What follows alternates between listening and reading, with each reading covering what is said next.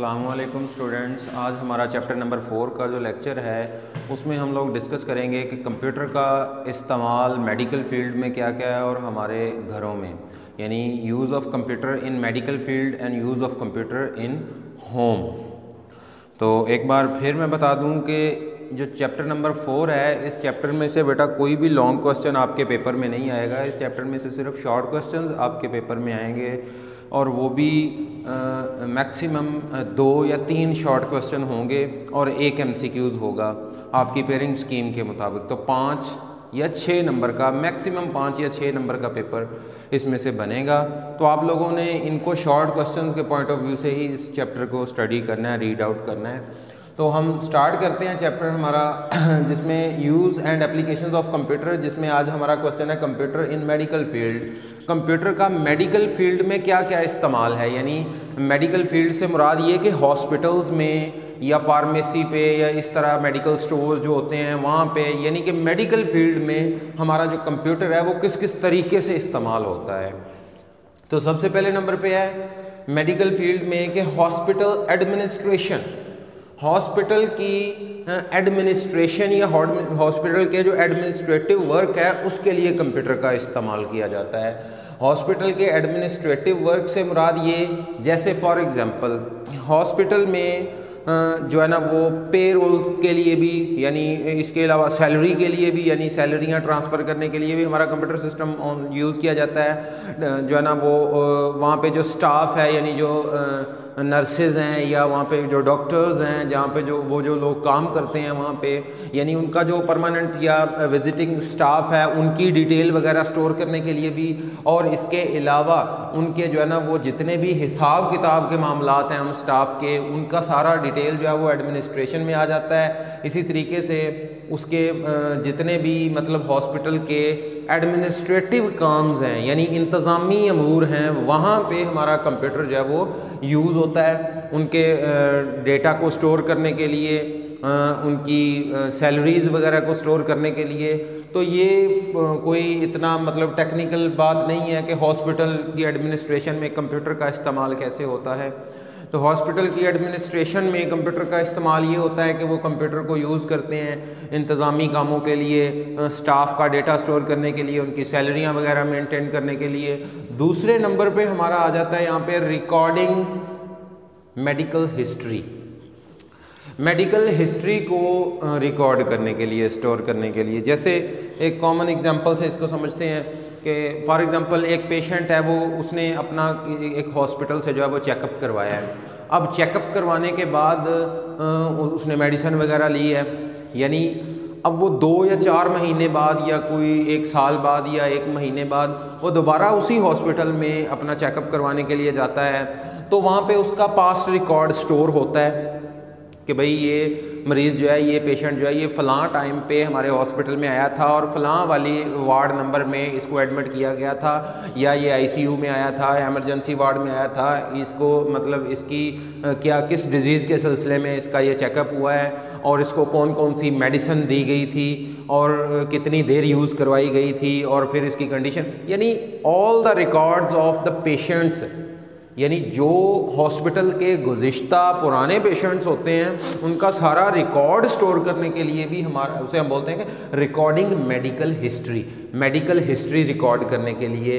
इसके अलावा recording medical history में ये भी आता है कि जैसे फॉर एग्जांपल मैं कहता हूँ कि आपके हॉस्पिटल के अंदर जो मेडिकल है ना, जो शोबा है जहाँ से मेडिसिन वगैरह मिलती है, वहाँ पे कौन सा जो है ना वो स्टॉक है जो कितना रह गया है, कौन सा स्टॉक है जो एक्सपायर हो चुका है, कौन सा स्टॉक है जो अभी न्यू फ्रेश लाया जाएगा, या कितनी उनकी क्वांटिटी में मौजूद है वो, यानी ये भी सारी डिटेल जो है इसको हम रिकॉर्ड करना, इसे हम बोलते हैं मेडिकल हिस्ट्री, यानी मेडिकल हिस्ट्री को रिकॉर्ड करना, पेशेंट के रिकॉर्ड को, पुराने रिकॉर्ड को स्टोर करना, और इसके अलावा मेडिसिन्स, वार्ड्स के रिलेटेड जितनी भी इंफॉर्मेशन है, वार्ड में कितने मरीज़ हैं, ये सारा रिकॉर्ड जो है इसे हम रिकॉर्ड करना कंप्यूटर के ऊपर। तो जाहिर बात है इन कामों के लिए भी तो वहाँ पे कंप्यूटर ही यूज़ हो रहा है।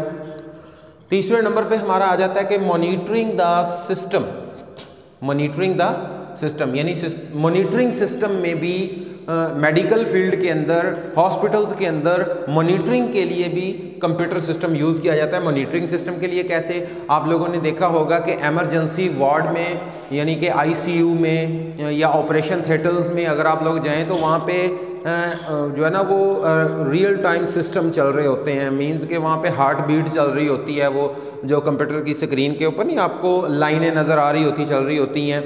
तो ये असल में मॉनिटरिंग सिस्टम है, यानी कि जो कि हार्ट बीट को, ब्लड प्रेशर को, इस तरह की चीज़ों को मॉनिटर किया जा रहा है, जिसकी मदद से यानी हम वहाँ से देख लेते हैं, यानी डॉक्टर वहाँ से ये देखते हैं कि भाई इसका इस वक्त ब्लड प्रेशर कितना है, इसकी हार्ट बीट कितनी है, इसके जो है ना वो माइंड का यानी ज़हन के लिए भी कुछ ना कुछ सिस्टम्स वहाँ पे लगाए जाते हैं। डिफरेंट वार्ड्स में डिफरेंट कामों के लिए मेडिकल फील्ड में डिफरेंट तरीके के सिस्टम यूज़ किए जाते हैं। तो जिनमें चंद एक की मैं एग्जांपल दे रहा हूँ कि हार्ट बीट और ब्लड प्रेशर चेक करने के लिए जो सिस्टम आईसीयू में या इमरजेंसी वार्ड में लगाया जाता है। उसके बाद चौथे नंबर पे हमारा आ जाता है life support system. Life support system से मुराद ये है कि अब ये असल में लाइफ सपोर्ट सिस्टम का मतलब है कि ऐसे लोगों को सपोर्ट करना जो डिसेबल्ड पर्सन हैं। जैसे फॉर एग्जांपल कोई डीफ एंड डम लोग हैं, यानी डीफ हैं, तो उनके लिए ऐसी डिवाइसेस, जो डिजिटल डिवाइसेस तैयार कर ली गई हैं कि जिन डिवाइसेस को यूज़ करके वो सुन सकते हैं। यानी कि कोई इंसान है, कोई पेशेंट है, तो उसकी जो है ना वो सुनने की काबिलियत जो है ना वो उसकी सुनने की अहलियत नहीं है, वो सुन नहीं सकता। तो उसके लिए मेडिकल फील्ड में कुछ ऐसे आलात, कुछ ऐसी डिवाइसेस बन चुकी हैं जिन डिवाइसेस का यूज़ करके वो उनको मतलब सुनने के काबिल बनाया जाता है। इसी तरीके से साइंटिस्ट इसके ऊपर भी वर्किंग कर रहे हैं कि एक जो है ना वो ब्लाइंड पर्सन है, उसको नज़र नहीं आता, वो देख नहीं सकता, उसकी नज़र नहीं है, तो कुछ ऐसी डिवाइसेस पे काम हो रहा है कि वो मतलब वर्चुअली उन डिवाइसेस को यूज़ करके उसकी जो सीइंग कैपेसिटी है, सीइंग पावर है, उसको मतलब दोबारा जनरेट किया जाए, बनाया जाए, यानी कि एक ना देख पाने वाला पर्सन भी देख सकेगा उन डिवाइसेस। जैसे एक बंदा है वो सुन नहीं सकता, तो उसको वो वाली डिवाइसेस वो कान के साथ लगाई जाती है उसके, तो वो उससे सुनना मतलब उसको सुनने लग जाता है। तो इसी तरीके से साइंसदान जो है वो इस पे भी वर्किंग कर रहे हैं कि अब ये जो नज़र का है ना प्रॉब्लम, के किसी को अगर नज़र नहीं आता या कम नज़र आता है तो उसकी आई साइट बढ़ाने के लिए, या आई साइट कंप्लीट ही ख़त्म है उसकी, तो उसको मतलब वर्चुअली क्रिएट करने के लिए कुछ ऐसी डिवाइसेस पे काम हो रहा है कि जिनको यूज़ करके, और इंशाल्लाह इसमें वो कामयाब भी होते हुए नज़र आ रहे हैं अगर हम करंट हिस्ट्री को टच करें। अच्छा, उसके बाद है डायग्नोसिस ऑफ डिजीज़। डिजीज़ मतलब बीमारियां और डायग्नोसिस मतलब उनकी तशखीस करना। बीमारियों की तशखीस के लिए भी कंप्यूटर सिस्टम को मेडिकल फील्ड में यूज़ किया जा रहा है। बीमारियों की तशखीस के लिए कैसे, फॉर एग्ज़ाम्पल एक बीमारी है, एक डिज़ीज़ है, उस डिज़ीज़ के कुछ सिम्टम्स जो है वो मशीन के अंदर दिए जाते हैं, फिर मतलब नमूने कुछ उन लोगों के, फॉर एग्जांपल 2 लोग हैं, उनमें हमें कोई फ़लाँ डिज़ीज़ का मतलब हमें ये लग रहा है कि उनको ये फ़लाँ डिज़ीज़ है, तो उसके सिम्टम्स उस मशीन में डाले जाते हैं और वो मशीन यानी कि वो कंप्यूटर ही हमें बताता है कि भाई इसको फ़लाँ बीमारी है या नहीं है। इसी तरीके से डायग्नोसिस ऑफ डिज़ीज़ के लिए आप लोग देखेंगे कि वो अल्ट्रासाउंड वगैरह किया जाता है। इसी तरीके से वो जो है ना अल्ट्रा वायलेट रेज़ को गुजार के इंसान की बॉडी के अंदर और किसी स्पेसिफिक एरिया का, किसी स्पेसिफिक बोन का, किसी स्पेसिफिक इंटरनल सिस्टम का कोई एक इमेज कैप्चर किया जाता है, जिस इमेज को देख के, जिसे हम एक्सरे साइज बोलते हैं, उसको देख के ये अंदाज़ा लगाया जाता है कि इसको क्या बीमारी है, यानी क्या मसला है। जैसे फॉर एग्जांपल बोन फ्रैक्चर के लिए वो मतलब एक्सरे किया जाता है, तो वहाँ से पता चलता है कि बोन फ्रैक्चर है। इसी तरीके से आप लोग जो है ना वो इंसान के किसी भी अज़्व का, किसी भी बॉडी के किसी भी ऑर्गन का, किसी हिस्से का वो टेस्ट किया जाता है, जिसमें अल्ट्रा वायलेट रेज़ गुजार के एक पेपर के ऊपर उनका प्रिंट आउट लिया जाता है और फिर वहाँ से देखा जाता है कि इसको क्या बीमारी है। तो ये असल में ये भी तो कंप्यूटर के थ्रू हो रहा है, तो हम इसे कहेंगे diagnosis in disease of disease, यानी बीमारियों की तशखीस के लिए भी हमारे जो है ना वो कंप्यूटर का यूज़ किया जाता है। एक बार दोबारा सुन लेते हैं। हॉस्पिटल एडमिनिस्ट्रेशन, हॉस्पिटल एडमिनिस्ट्रेशन के कामों में भी कंप्यूटर को यूज़ किया जा रहा है, यानी पेरोल सिस्टम के लिए, स्टाफ मेंबर्स, रिकॉर्ड कीपिंग और ये वाला सारा काम हॉस्पिटल एडमिनिस्ट्रेशन में आता है। दूसरे नंबर पे रिकॉर्डिंग मेडिकल हिस्ट्री, यानी मेडिकल हिस्ट्री को स्टोर करने के लिए भी कंप्यूटर ही आपकी मेडिकल फील्ड में इस्तेमाल किया जा रहा है। कैसे एक पेशेंट का पास्ट रिकॉर्ड स्टोर करने के लिए, मेडिसिन के रिलेटेड इन्फॉर्मेशन स्टोर करने के लिए, हमारा कितना स्टॉक है, कितना अवेलेबल है, कितना नहीं है, कौन सा एक्सपायर हो चुका है, ये सारी डिटेल हमें रिकॉर्डिंग मेडिकल हिस्ट्री में मिलती है। मॉनिटरिंग सिस्टम ऐसे हैं जो रियल टाइम सिस्टम्स हैं, जो ये चेक एंड बैलेंस कर रहे हैं कि भाई फ़लाँ पर्सन की आईसीयू में जैसे एग्जांपल ले लें तो वहाँ पे हार्ट बीट और ब्लड प्रेशर वगैरह और मतलब माइंड की जो है ना वो सूरत हाल के लिए जो है ना वो मॉनिटर लगाए गए हैं, सिस्टम लगाए गए हैं और हमें ग्राफ की फॉर्म में और नंबर्स की फॉर्म में उनकी आउटपुट एक स्क्रीन के ऊपर मिल रही होती है। इसी तरीके से लाइफ सपोर्ट सिस्टम, मतलब ये डिसेबल्ड पर्सनस के लिए, जैसे डीफ लोग हैं जिनको सुनता नहीं है, उनके लिए डिवाइसेस तैयार की गई हैं जो डिवाइसेस लगाने के बाद वो सुन सकते हैं, यानी एक ना सुन पाने वाला पर्सन उन डिवाइसेस के यूज़ से सुन सकता है। इसी तरीके से जो है ना वो इसमें आँखों की बीनाई वाले जो हैं जिनको नज़र नहीं आता उनके लिए भी डेवलपमेंट हो रही है। इसी तरीके से डायग्नोसिस ऑफ डिजीज़, बीमारियों की तशखीस के लिए भी कंप्यूटर को सिस्टम को यूज़ किया जा रहा है, जैसे जिसकी मैंने एग्जांपल दी एक्सरे और ये जो अल्ट्रावायलेट रेज़ के ज़रिए या अल्ट्रासाउंड वगैरह करना, ये वाले काम। इसी तरीके से हमारा जो दूसरा क्वेश्चन है वो है कि कंप्यूटर एट होम, कि घरों में कंप्यूटर कैसे यूज़ होता है। अब मेरा नहीं ख्याल कि इनमें से कोई चीज़ ऐसी होगी कि जो आप लोगों को पता नहीं होगा, लेकिन फिर भी हम इनको थोड़ा थोड़ा डिस्कस कर लेते हैं कि कंप्यूटर घरों में कैसे इस्तेमाल होता है। तो घरों में हम गेम वगैरह खेलते हैं, घरों में हम एंटरटेनमेंट के लिए मूवीज़ वगैरह देखने के लिए यूज़ करते हैं कंप्यूटर को, हम बजट बनाने के लिए भी घरों में कंप्यूटर सिस्टम को यूज़ कर सकते हैं, हम चैट एप्लीकेशंस यूज़ करते हैं, अपने फ्रेंड्स वगैरह से चैट करते हैं। इसी तरीके से हमें कोई भी हेल्प चाहिए, हम इंटरनेट से हेल्प लेते हैं तो उसे हम बोलते हैं कि ये इन्फॉर्मेशन की फैसिलिटी कर रहा है। तो ये असल में वही कॉमन सी चीज़ें हैं जो मतलब एक स्टूडेंट को ऑलरेडी जो है ना वो उसने अगर कोई थोड़ा बहुत आप लोगों को कंप्यूटर के रेलिवेंट हाउ नाउ है तो उसमें आप लोगों को पता है, लेकिन फिर भी बार हम डिस्कस करते हैं। होम बजट में कैसे है, फॉर एग्जांपल हम अपने घर में कंप्यूटर को यूज़ कर सकते हैं, किस तरीके से कर सकते हैं बजट मेंटेनेंस के लिए। जैसे फॉर एग्जांपल मैं कहता हूँ कि हमारे घर का जो एक्सपेंसेस है ना वो फॉर एग्जांपल 50,000 है, ठीक है। हम कह रहे हैं जी हमारे घर की जो इनकम है ना वो 60,000 है, ठीक है। तो हम कंप्यूटर सिस्टम के अंदर रिकॉर्ड स्टोर कर सकते हैं, एक कॉलम बना सकते हैं, उस कॉलम के अंदर हम देख सकते हैं कि भाई ये हमारे एक्सपेंसेस हैं, ये वाले ये अखराजात होते हैं हमारे घर में। फिर इनकम कितनी है जी 60,000 है। अच्छा, फिर इनको मिला के इनके ऊपर डिफरेंट फार्मूलेज ऑपरेशंस अप्लाई करके हम बजट तैयार कर सकते हैं। तो कंप्यूटर का यूज़ ही है ना इस तरीके से घर में करना। दूसरे नंबर पे हमारा आ जाता है कंप्यूटर गेम्स। हम घरों में कंप्यूटर को गेम खेलने के लिए इस्तेमाल करते हैं। अभी घरों में बच्चे जो हैं वो गेम्स खेलते हैं, बल्कि अब तो हर घर में जो है ना वो एंड्रॉयड या इस तरह के मोबाइल सेलफोन्स आ चुके हैं और बच्चे जो है वो मतलब मोस्ट ऑफ द टाइम जो है वो छोटे बच्चे जो है वो गेम्स वगैरह खेल रहे होते हैं, कार्टून देख रहे होते हैं। तो ये सारा जो है ना वो कंप्यूटर का यूज़ घरों में है। उसके बाद है वर्किंग फ्रॉम होम, घर बैठे काम करना। जैसे फॉर एग्जांपल आप किसी कंपनी के लिए काम कर रहे हैं तो आपका जो कंपनी का बॉस है वो कहता है कि आप लोग ना ये वाला आपके ज़िम्मे टास्क है, आप अपने घर बैठ के इस टास्क को परफॉर्म करें और ऑनलाइन सबमिट करवा दें, आपको ऑफिस आने की ज़रूरत नहीं है। तो उसे हम बोलते हैं कि वर्किंग फ्रॉम होम। हम कंप्यूटर का यूज़ करके अपने घर में बैठे अपने ऑफिस के काम जो है ना वो निपटा रहे हैं, तो इसे बोलते हैं वर्किंग फ्रॉम होम। उसके बाद हमारा आ जाता है एंटरटेनमेंट का मतलब है कि हम लोग इंटरनेट से मूवीज़ वगैरह देखते हैं। अगर हमारे पास computer, Android, cellphone, digital devices नहीं है तो हम कैसे देख सकते हैं। तो वही बात है कि एंटरटेनमेंट, मूवीज़ वगैरह देखने के लिए, डिफरेंट सर्चेस के लिए हम एंटरटेनमेंट के लिए कंप्यूटर को घरों में इस्तेमाल करते हैं। उसके बाद है इन्फॉर्मेशन, हमें स्टडी के रेलिवेंट, हमें हिस्ट्री के रेलिवेंट, हमें मेडिकल के रेलिवेंट, हमें किसी भी चीज़ के रेलिवेंट, हमें जनरल नॉलेज के रेलिवेंट, किसी लैंग्वेज के रेलिवेंट कोई भी इंफॉर्मेशन चाहिए तो हम उसे गूगल करते हैं।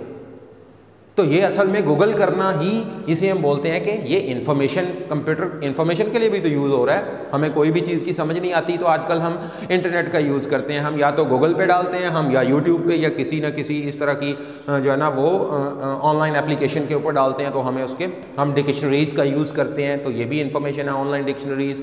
उसके बाद आ जाता है आपका चैटिंग के लिए इस्तेमाल करना, जैसे आप लोग व्हाट्सएप यूज़ करते हैं, इसी तरीके से आप लिंक्डइन यूज़ कर सकते हैं, इसी तरीके से आप मैसेंजर वगैरह यूज़ करते हैं, और इंस्टाग्राम, ये सारी एप्लीकेशंस क्या करती हैं, आपके सेल फ़ोन की एक मैसेज एप्लीकेशन जो है वो भी इसी में आती है, यानी चैटिंग करना अपने फ्रेंड्स के साथ, एक फासले के ऊपर अपने फ्रेंड्स के साथ गुफ्तगू कर रहे हैं आप लोग, एक्सचेंज ऑफ इंफॉर्मेशन कर रहे हैं, आप चैटिंग कर रहे हैं, एसएमएस लिख रहे हैं, सेंड कर रहे हैं, एसएमएस रिसीव कर रहे हैं, यानी बात हो रही है आपकी, सबको चैटिंग। तो चैटिंग के लिए भी तो आप लोग कंप्यूटर का यूज़ करते हैं ना, अपने घरों में कंप्यूटर का यूज़ हो रहा है। कंप्यूटर का मतलब ये नहीं कि सिस्टम यूनिट और एलसीडी रख के उसी को यूज़ करना, तो वही कंप्यूटर सिस्टम का मतलब है कि कंप्यूटर सिस्टम में आपकी सारी डिजिटल डिवाइसेस आ रही हैं, तो उसका यूज़ करना, यानी कंप्यूटर को घरों में यूज़ करना, कंप्यूटर को मेडिकल फील्ड में यूज़ करना। तो ये हमारे 2 क्वेश्चंस हैं चैप्टर नंबर 4 के। इनमें से क्वेश्चन बेटा किस तरह आ सकता है, वो पूछ सकता है कि you explain the use of computer at home, घर में कंप्यूटर का इस्तेमाल क्या है, शॉर्ट वर्ड्स में ब्रीफली एक्सप्लेन कर दें। तो आपने बताना है जी घरों में कंप्यूटर जो है वो एंटरटेनमेंट के लिए यूज़ हो सकता है, घरों में कंप्यूटर बजट के लिए यूज़ हो सकता है, घरों में इन्फॉर्मेशन के लिए यूज़ हो सकता है, चैटिंग के लिए यूज़ हो सकता है, वर्किंग फ्रॉम होम हो सकता है, गेम खेलने के लिए यूज़ हो सकता है, मूवीज़ देखने के लिए यूज़ हो सकता है। हम कुछ भी आप लिख सकते हैं जो आप लोगों को पता है। उसके बाद क्वेश्चन ये भी आ सकता है कि जैसे फॉर एग्जांपल वो कहता है कि कंप्यूटर इन मेडिकल फील्ड, तो मेडिकल फील्ड में बेटा कंप्यूटर कैसे यूज़ होता है, ये भी शॉर्ट क्वेश्चन में आ सकता है। मेडिकल फील्ड में आपने बताना है जी हॉस्पिटल के एडमिनिस्ट्रेटिव वर्क में भी यूज़ किया जा सकता है, रिकॉर्ड कीपिंग के लिए भी यूज़ किया जा सकता है, पेशेंट पास्ट हिस्ट्री स्टोर करने के लिए भी यूज़ किया जा सकता है, मॉनिटरिंग सिस्टम के लिए भी यूज़ किया जा सकता है, आईसीयू में जो है ना हमारा कंप्यूटर सिस्टम यूज़ हो रहा है, ब्लड प्रेशर को मेंटेन करने के लिए उसको चेक करने के लिए यूज़ हो रहा है, इसी तरीके से ब्लड प्रेशर और हार्ट बीट को चेक करने के लिए भी यूज़ हो रहा है, लाइफ सपोर्ट सिस्टम के लिए भी यूज़ हो रहा है। लाइफ सपोर्ट सिस्टम मीन्स के डिसेबल्ड पर्सनस के लिए यूज़ हो रहा है, डायग्नोसिस ऑफ डिजीज़, बीमारियों की तशखीस के लिए भी यूज़ हो रहा है। इसी तरीके से रिकॉर्ड कीपिंग में आ जाता है कि हमारा मेडिकल में जो है ना वो मेडिसिन्स का रिकॉर्ड स्टोर करने के लिए भी यूज़ हो रहा है। तो क्वेश्चन इस तरीके से आ सकता है कि कंप्यूटर इन मेडिकल फील्ड।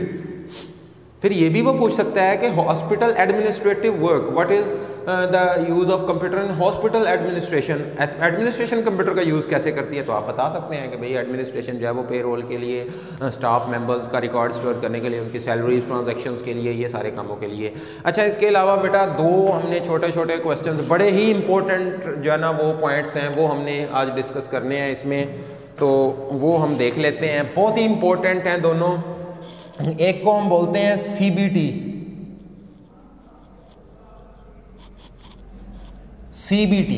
सीबीटी का मतलब होता है कंप्यूटर बेस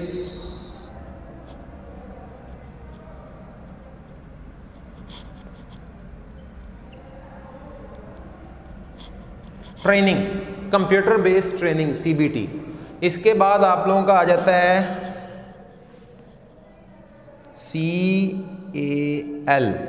CAL का मतलब होता है कंप्यूटर एडेड लर्निंग।